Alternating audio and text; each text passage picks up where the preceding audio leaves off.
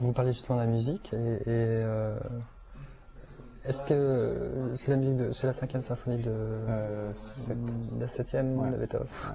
Ouais. Et est-ce qu'elle est signifiante? Est-ce qu'elle marque l'intériorité du personnage?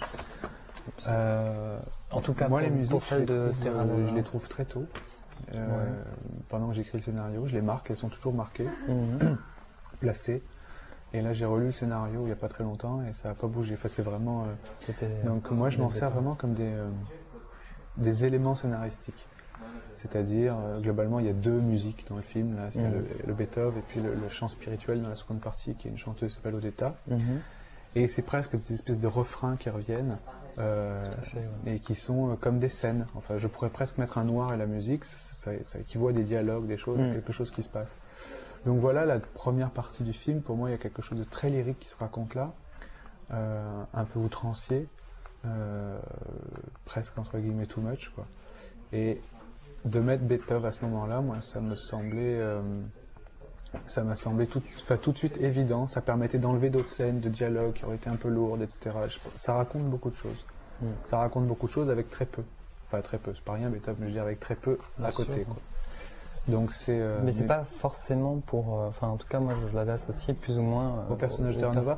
Mais c'est pas. C'est entre sa folie à lui et finalement le lyrisme de toute cette partie-là qui fait que pour moi Beethoven fonctionne bien, quoi. Mais.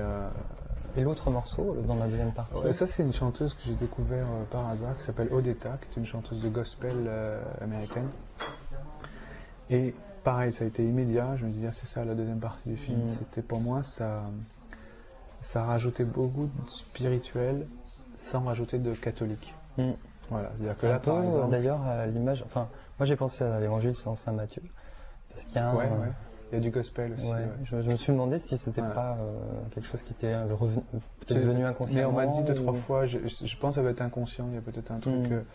En tout cas, je savais que si on allait vers justement Jean-Sébastien Bach, comme il y a dans l'évangile, ça allait dans le mur, le film. Je crois qu'il fallait déplacer le côté spirituel de la religion catholique. Et donc voilà, c'est tout d'un coup j'ai entendu. Puis bon, je trouve qu'elle a une voix extraordinaire. Enfin, pareil, elle est toute seule avec sa guitare et puis ça emmène, quoi. Enfin, tout à fait. Et j'ai l'impression qu'il y a quelque chose qui se raconte. Vraiment, quoi. Non, mais ça fonctionne. C'est vrai que ça fonctionne très bien. En même temps, je voulais savoir s'il y avait un rapport plus intime, enfin dans l'écriture du personnage, s'il était par exemple, si ça pouvait être, disons, la traduction des pensées de Terranova dans la première partie. C'est plus lié à où en est le film dans la première partie, où en est le film dans la seconde. C'est peut-être un peu symbolique comme ça, mais oui, un lyrisme au départ, et oui, quelque chose de beaucoup plus apaisé et qui amène ailleurs. Comment les musiques peuvent devenir, mais moi c'est ça que je trouve beau avec la musique au cinéma, comment ça peut devenir un personnage ou je disais un refrain, enfin, mais quelque chose qui raconte vraiment un truc et qui soit vraiment carré, mais pas du espèce de surlignage un peu.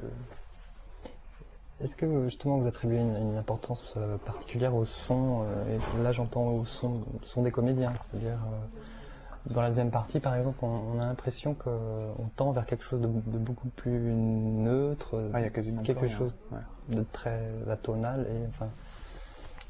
Est-ce que c'était une volonté marquée de scinder les différences entre la première et la deuxième partie? Disons on pense à Bresson aussi. Enfin, il y a quelque chose qui relie par moments à des instants la scission entre les deux parties, elle est très claire. Elle est très claire. Elle est dans le script, elle est dans le mythe, elle est dans. Bon, après, ce qu'il fallait, c'était que chaque partie puisse vivre pleinement, tout en essayant de faire quand même un seul film. Bien sûr. Donc j'ai pas voulu exagérer les choses, mais à un moment, chaque partie a vraiment sa vie propre. Et ce que moi, le film a raconté une fois que je l'ai vu, en montage, enfin à la fin du montage, c'est que finalement, la même histoire se rejoue, mais à un autre niveau. Mais il y a une espèce de recommencement, comme ça, dont on parle à la fin du film.